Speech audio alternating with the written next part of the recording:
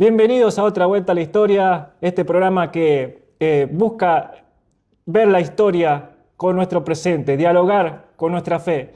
Y hoy tenemos un gusto de poder estar con alguien muy querido de nosotros, alguien que valoramos de corazón por sus enseñanzas, alguien que es pastor, es misionero, periodista y también es recientemente egresado de un máster en maestría, yo lo tengo que leer, de Brewton Parker Christian University.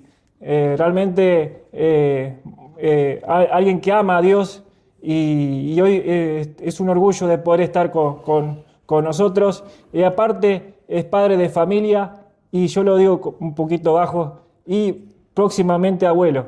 Así que es un gusto estar con vos, Daniel. Gracias por estar. No, Rodrigo, gracias a vos, a Moisés. Gracias por el privilegio de compartir la gracia de Dios. Gracias, Dani. La verdad que yo de la primera vez que te he escuchado, realmente me ha sorprendido porque hay veces que decís cosas, pero que chocan, ¿no? El Evangelio también te choca, es impactante, ¿no? Y muchas veces hay pocas personas que dicen la verdad, ¿no? Realmente lo que el Evangelio confronta, ¿no? ¿Cómo fue, para conocer un poco más de tu vida, cómo fue tu inicio? ¿Cómo conociste a Dios? Cuando tenía nací en Entre Ríos y toda mi familia se mudó a Zárate, provincia de Buenos Aires. Papá fue por trabajo a una empresa allí, Calegari en ese tiempo. Y bueno, nací en Entre Ríos, pero me crié en Zárate hasta los 27 años. Y en casa de mis padres se hacían reuniones caseras. Mamá era cristiana, ella recibió a Jesús como Salvador a los 15 años. Mi padre no, mamá hizo mal, se casó en lo que la Biblia llama yugo desigual. Y bueno, padeció algunas cosas, ¿no? Mi padre tomaba por ese entonces hasta que conoció a Jesucristo como Salvador personal acá en la iglesia en Pacheco, donde años más tarde ayudó a construir también porque le gustaba mucho. La cuestión que en casa había actividades, reuniones caseras de la iglesia de Calle Sí. San Martín, que es la iglesia del centro.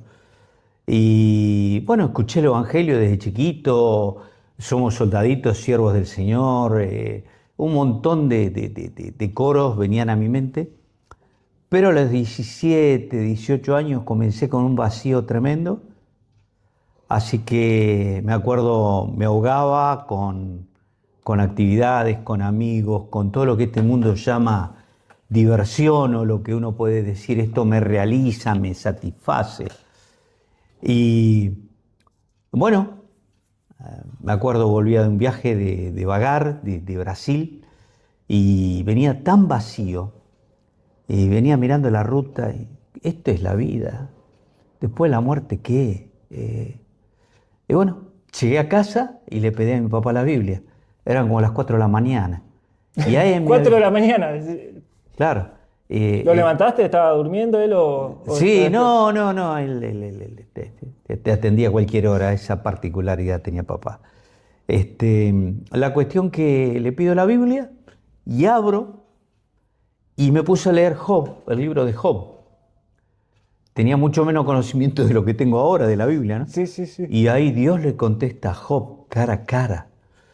Y Dios le dice, le pusiste límite al mar, le diste color a la nieve. Profundizaste los abismos y muchas preguntas donde la respuesta era no. Y mi reacción fue arrodillarme y Dios te necesito. No sé cómo, pero no sé dónde está. Así que fue una oración, un clamor. Dios te necesito, quiero respuesta, pero no da gusto vivir así. Qué impresionante porque yo creo que hay muchas personas que están escuchando a Daniel que se sienten lo mismo, ¿no?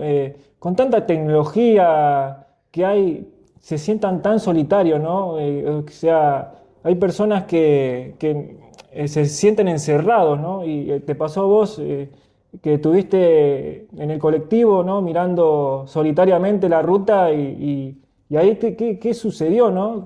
O sea, Y eh, sí, era ver la inmensidad de los kilómetros y kilómetros y te acomodaba y más kilómetros y más kilómetros y, y volvía de una experiencia en donde socialmente uno puede decir, hoy estoy pleno, estoy satisfecho, bailé, etcétera, etcétera, etcétera, ¿no? Y sin embargo, estuve con gente que no conocía, que no iba a volver a ver. Así que bueno, no era una depresión, era la necesidad de respuesta a la vida, ¿no? ¿Quién soy? ¿Por qué estoy acá? ¿Hay algo superior? ¿Después de la muerte qué? Bueno, me acuerdo en las Navidades estaban mis hermanos, papá y mamá a la mesa.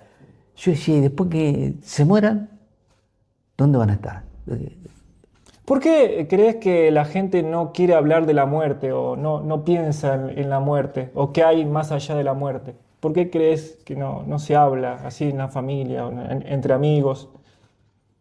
Primero creo que la gente no tiene respuesta. Y a lo desconocido, a lo que teme, a lo que no tiene respuesta, le causa temor. Entonces, pero ese vacío sigue latente ahí. Creo que tampoco la respuesta que encuentra le sacian. Y hay gente que está sinceramente engañada, militando, activando en una religión, pero el mensaje de la Biblia es todo lo contrario. Es Dios llegando al hombre. Religión, la definición de religión es religar. Es un esfuerzo del ser humano, es un intento, una acción de ligarse con la entidad superior, con el Creador, con Dios. Es algo que hace el hombre. Pero así como el ser humano no puede agarrarse de los pies, de los cordones y levantarse a sí mismo, la religión bajo el sol es todo invento del hombre. Sacrificio sería para agradar a Dios. Sacrificio, hacer.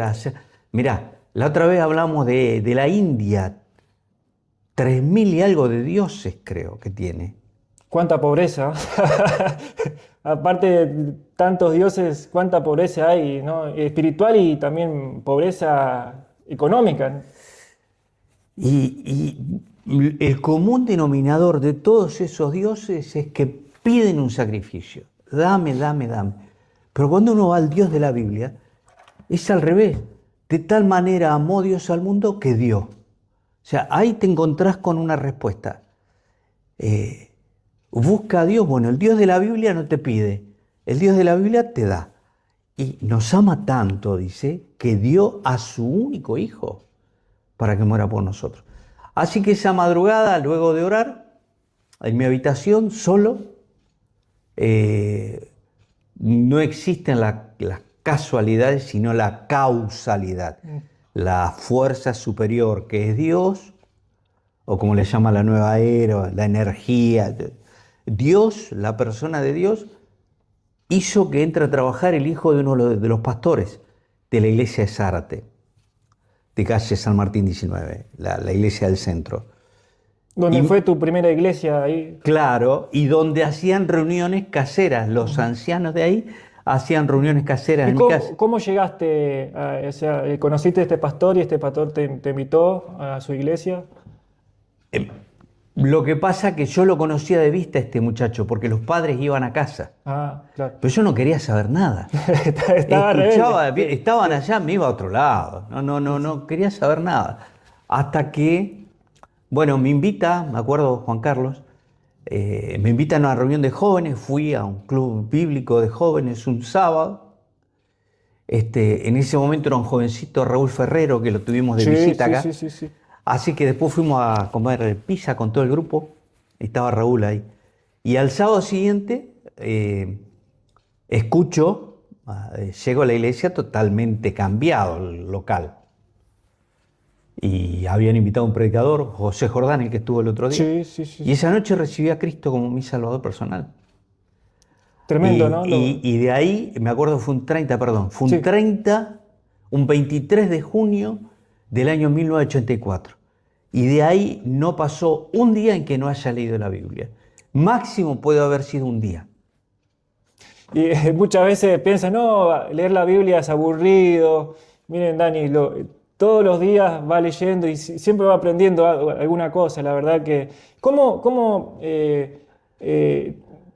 fue llamado a ser misionero? ¿Qué es una misión?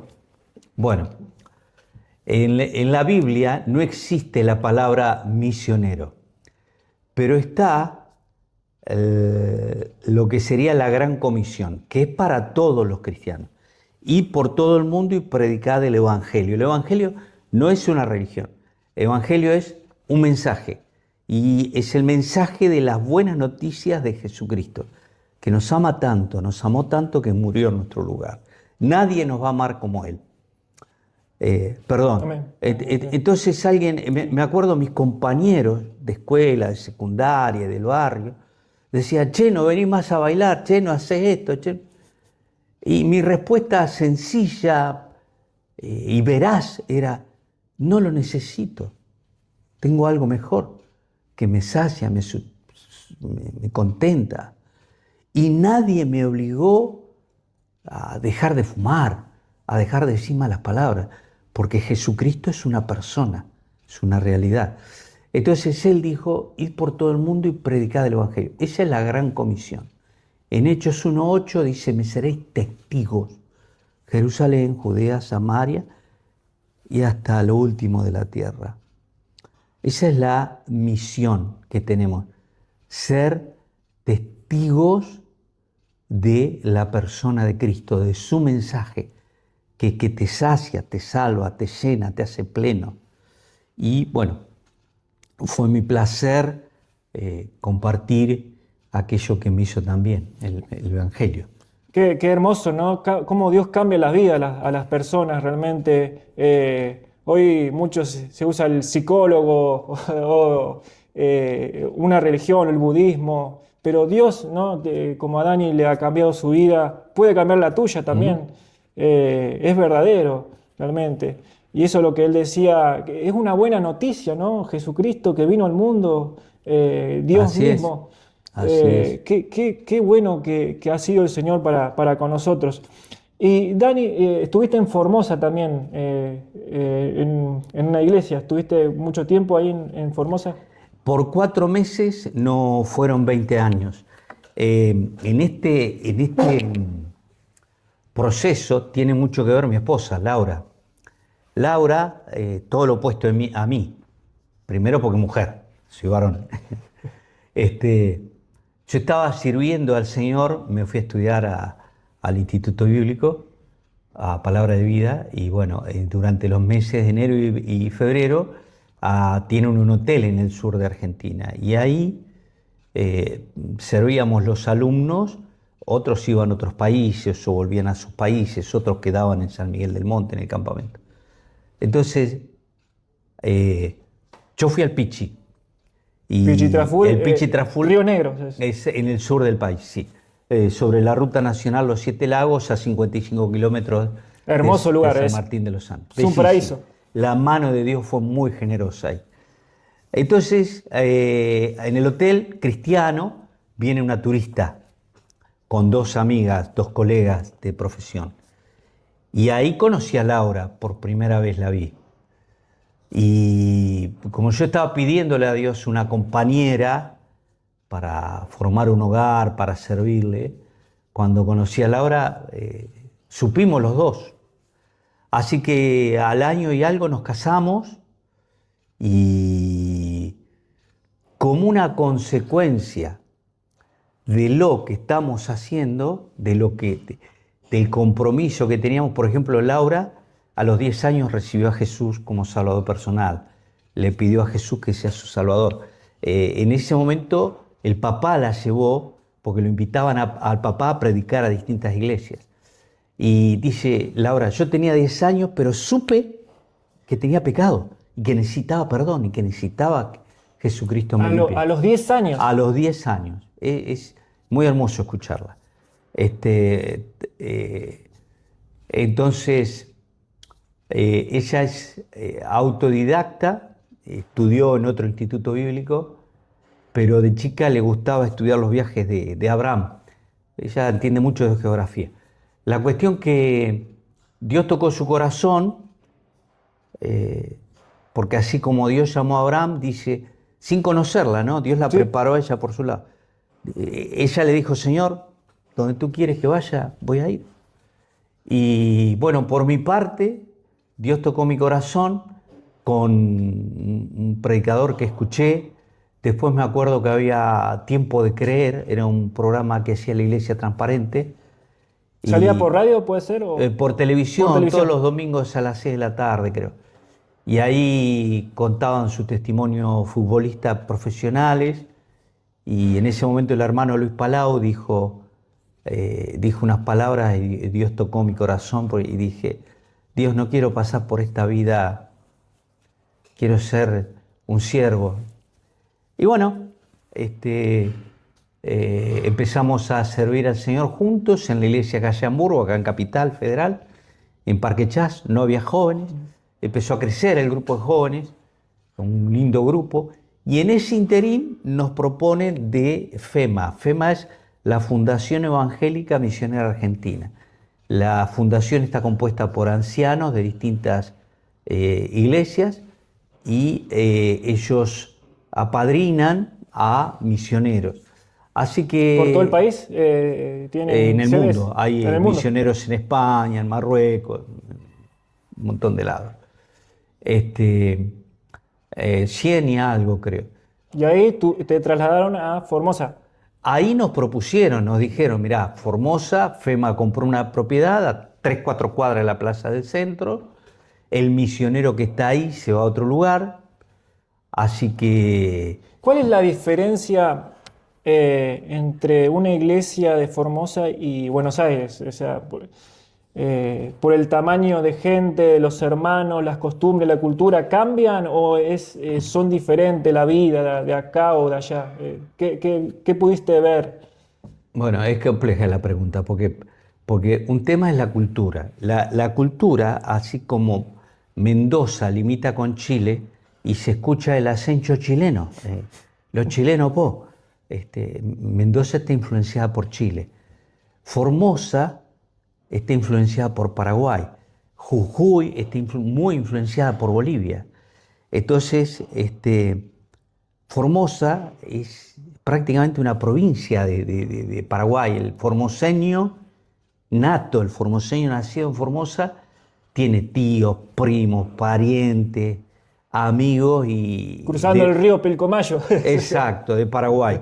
Entonces se come sopa paraguaya, chipazó y toda la comida típica allá. Tereré se toma muchísimo. Así que me acuerdo con Laura fuimos a las 7:15 de la mañana al banco para ser los primeros. Y el banco habla a las 10 de la mañana. Claro. Así que... ¿Se duerme la siesta?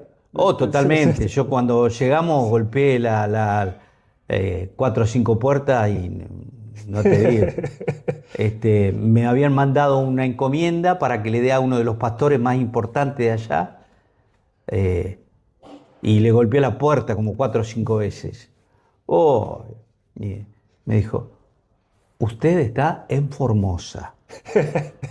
No golpee la puerta a la siesta, porque va a encontrar a la gente muy molesta. Y bueno, así es, en Formosa se duerme la siesta. Qué lindo, ¿no? Y perdón, en cuanto a lo espiritual, Formosa y el litoral, el norte, el NOA, noreste argentino, es muy, muy tupido, muy rico en mitos y leyendas. Por ejemplo, vos te vas a Corrientes y es horrible, pero Corrientes es muy lindo, pero quiere decir, es horrible porque te encontrás con San La Muerte, con una calavera, la capilla, y y San la Muerte, que ofrecen niños, cultos paganos, cualquier cantidad. Después tiene el Gauchito Gil, y hay muchísimas leyendas, muchos mitos, pero lo bueno es que al estar ahora en Capital, a diferencia de Formosa, tanto formoseño como porteño, capitalino, mendocino, todos necesitamos a Cristo como Salvador, no importa dónde estemos. Y Cristo no es una religión, es una persona que murió y resucitó. Ahora, lo interesante de esto es que en Formosa vos invitás a alguien, sí, voy a ir, ¿cómo no? Sí, qué lindo, voy a ir. Y no vienen. A Laura le he dicho, mira, esta noche vamos a tener, si responde todas las personas, no menos de 15 personas. Y no venía nadie. Y lo distinto acá en Capital, que vos traes un folleto y dice, soy ateo, soy budista, no, soy católico. No, Sí, y ya sabés, Claro. te sacó chapa y no tenés que avanzar. Entonces, eso es lo más fácil de Capital. Y lo que me ha sorprendido aquí en Capital, que hay gente que dice, bueno, voy a ir, ¿a qué hora es? Y han venido. Y no, claro, sí. Ya, sorprende pues, la cantidad de gente que hay de distintas denominaciones, ¿no? También acá en Capital. Este es un programa también de historia, vamos a entrar un poco más. ¿Por qué es interesante que la gente conozca la historia? ¿Qué te parece? Y fundamentalmente para no repetirlo. En la vida personal, en los países, la historia. Vos ves, según la Biblia, la palabra de Dios, que también es algo histórico. ¿Lo tomás como algo histórico? Porque hay personas que dicen que es un mito, que es una leyenda, que es algo que no sucedió, algo filosófico. La Biblia, el Antiguo Testamento, el Nuevo Testamento, ¿Dios influyó la historia? Bueno, sin lugar a dudas, uno de los pueblos más antiguos es el pueblo hebreo. Tenés a Job. Job es contemporáneo de Abraham, de Ur de los Caldeos. Dios llamó a Abraham, ahí en Génesis 12. Entonces estamos hablando de miles de años de historia, no menos de 4000. Y es asombroso, uno ve a un judío y tiene que ver la realidad de la palabra de Dios sosteniendo ese pueblo. Pero la Biblia es un libro de historia, es un libro de geografía, es un libro de espiritualidad, es un libro de conocimiento, es un libro que tiene normas éticas para la vida. Por ejemplo, que el hijo respeta al padre. Eso es una antinomia en la sociedad que vivimos. A los chicos hay que dejarlo hacer lo que quieran. No. La Biblia dice que el hijo debe respetar al padre. Entonces la Biblia es un libro de ética, es un libro de geografía, es un libro de normas, de leyes. Algunas caducaron, otras están vigentes. La Biblia es un libro de historias de vidas humanas que vivieron cerca de Dios. ¿Hay alguna historia? Perdón, Sí. y hay historias que se siguieron escribiendo aún después de muertos. O sea, porque Dios no es Dios de vivos, Dios es Dios de muertos y vivos también. Por ejemplo, el Señor Jesucristo en un momento se transfiguró y aparecieron al lado de él dos personas que habían muerto. Moisés y Elías. Ujú. Entonces, los muertos, cuando creen en Dios, siguen escribiendo historias. Eso pasa con la vida, porque el espíritu no muere, muere el cuerpo. Ahora, sí, por ejemplo, ¿a quién hay que orarle? A Dios. No hay que orarle ni a Moisés ni a Elías, porque hay veces que la gente se confunde. Ora a los ángeles o a un arcángel. Bueno, estamos siendo invadidos por el relativismo. O alguien mira el río y dice, este agua que pasó por acá no va a volver a pasar. ¿Sí? Y se enganchan en filosofías huecas, dice la Biblia. Un río es un río, y obvio que crece agua, que cursa, que hay caudales de agua, obvio. Ahora, que la misma partícula de H2O vuelva a pasar es imposible porque se evapora. Pero bueno, quien es libre pensante dice, este agua no va a volver a pasar más por acá. Y claro que no, amigos, se va a evaporar, se va a absorber la tierra, la van a absorber los árboles. Entonces el relativismo crea una tendencia de pensamiento horrible. Y llega el momento que nada es absoluto. Ahora, ¿cómo surgió el relativismo? ¿De dónde viene el relativismo? ¿Qué te parece? El relativismo hay varias escuelas fundadoras, no es producto. Lo que pasa es que hay filosofías que crecen, se sepultan por un tiempo y hay gente que las resucita de nuevo. Es un tema muy Ahora, amplio. si nos vamos a la década del 70, 80, ¿no había tanto relativismo como hoy? Sí, ya nada es permanente, todo es relativo. ¿Quién fue? Descartes. Descartes, sí. Entonces, el relativismo viene a pegar a la mente humana para crear un callo sobre lo absoluto. La gente no cree en lo absoluto y el absolutismo existe y Dios es absolutamente Dios, Dios es espíritu. Por lo tanto, Él da normas, preceptos que permanecen en el tiempo. Y una de las cosas que me encanta de lo que es geografía bíblica es pensar, que me han escuchado, uno lee y se menciona lugares, por ejemplo, Ur de los Caldeos, Babilonia, Roma, Tesalónica, Filipos, España, y se mencionan países, pero así como se mencionan países reales, concretos, se menciona la ciudad celestial. Y a la ciudad no va a entrar nadie que tenga pecado.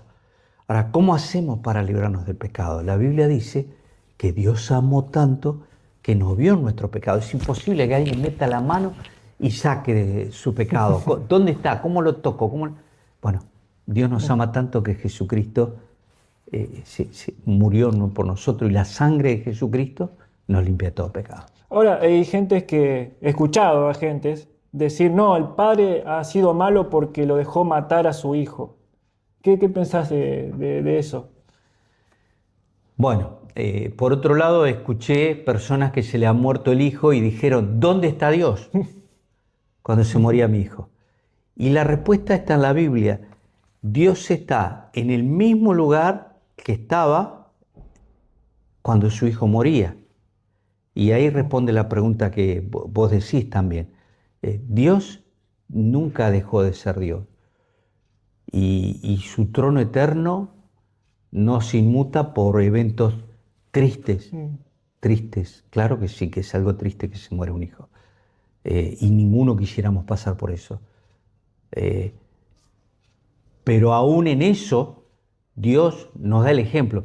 Lo bueno de la Biblia es que Dios te da el ejemplo. Dios te manda a amar, pero te muestra cómo amar. Dios, Cristo, el Hijo de Dios, dice, no hay mayor volumen, no hay mayor amor que este.